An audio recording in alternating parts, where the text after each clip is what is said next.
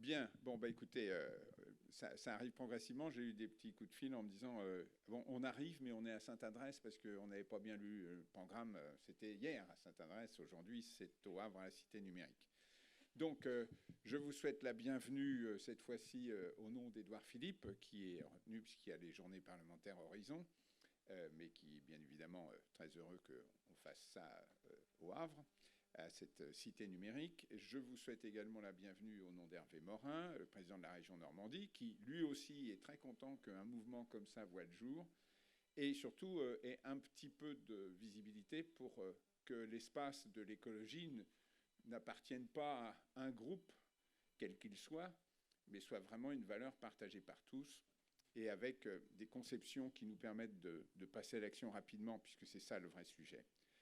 La deuxième chose que je voulais vous dire, c'est que vous allez regarder autour de ce lieu-là ce que c'est qu'un espace en mutation, puisque je vous rappelle que nous sommes ici dans ce qu'on appelait des magasins généraux, c'est-à-dire que autour des bassins, autrefois, il y avait une enceinte complètement fermée et gardiennée, et les marchandises qui arrivaient du lointain, des Amériques ou d'Asie, pouvaient transiter dans ces bassins-là sans passer sous douane et ressortir parce qu'elles étaient réexpédiées ailleurs sans avoir fait les formalités de douane. Et donc, ça a été en vigueur, ça, jusque dans les années 50. Et lorsque ce système-là a été abandonné avec l'informatisation et l'automatisation des procédures douanières, eh bien, ces bassins désaffectés, il a été question de les raser pour en faire des quartiers d'habitation. Et Antoine Ruffnac, le maire d'alors, a tenu absolument à conserver ces bâtiments.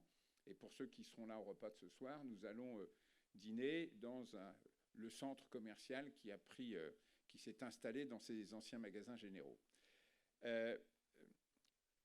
Antoine Ruffnac était particulièrement attaché aux souvenirs industriels et marchands de la ville.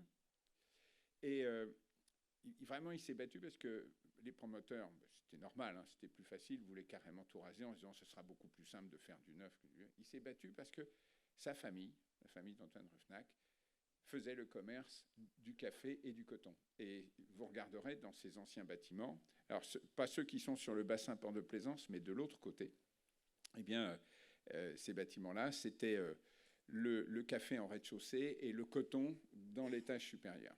Donc on voit encore les anciennes poulies qui servaient à manipuler ça. Donc bienvenue dans les anciens magasins généraux du port du Havre, qui sont maintenant ce qu'on appelle les docks Vauban. Donc bienvenue aux docks Vauban.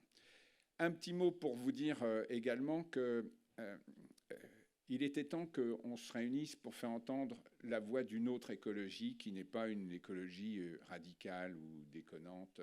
Excusez-moi, j'ai un franc-parler, mais j'avais une discussion la semaine dernière avec quelqu'un qui partage nos valeurs, qui est un élu rural qui ne pouvait pas être là aujourd'hui. Il me dit, mais franchement, Sandrine Rousseau, elle est à l'écologie ce que Jean-Claude Van Damme est au cinéma, quoi. Elle raconte que des âneries, quoi, et fait de la provocation pour attirer l'attention. Donc, c'est pas ça. Et ça fait du tort à notre cause.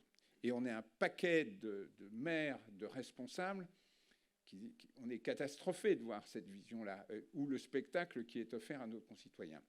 Je terminerai en disant il y a une écologie positive, il y a une écologie de la décision, il y a une écologie pragmatique. Je cite un seul exemple, parce que je ne veux pas être trop long.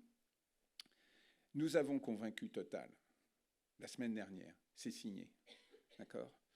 Nous allons récupérer la chaleur fatale de Total. C'est-à-dire, vous avez pu remarquer, si vous arrivez au Havre par le pont de Tancarville, par exemple, ou le pont de Normandie, on le voit aussi, toute cette raffinerie, d'accord ? Et vous voyez, la nuit, c'est torchère. C'est un très beau spectacle, mais ça envoie quand même des tonnes de chaleur aux petits oiseaux, d'accord ? On les a convaincus d'installer un récupérateur de chaleur. Nous allons récupérer cette chaleur fatale. Nous allons la connecter aux frais de la communauté urbaine et des investisseurs qui nous suivent, au réseau de chaleur urbaine du Havre Sud. Et tenez-vous bien, malgré le prix de l'investissement, malgré le prix des tuyaux pour nous raccorder, nous allons délivrer une chaleur moins chère que ce que nous avons actuellement pour chauffer ces logements sociaux du Havre Sud. On arrive à non seulement économiser 90 gigas de chaleur envoyée dans l'air, et on va abaisser le coût de revient du chauffage dans, à la disposition des bailleurs sociaux du Havre Sud. Donc c'est quelque chose qui nous tient beaucoup à cœur. Et pour nous, c'est ça l'écologie positive. D'accord ? Ce n'est pas de dire l'industrie doit partir, entre parenthèses, où parce qu'on sait très bien que si notre industrie part, elle ira dans des pays qui ont moins de contraintes. D'accord ? Bah oui, fatalement. Et donc, gardons-la et travaillons non pas contre l'industrie, mais avec l'industrie pour qu'elle progresse. Même chose pour l'agriculture. Il y a du boulot. Et sincèrement, il y a l'énergie que nous avons ici et que nous allons déployer ensemble. Merci de votre attention et bravo pour être venu.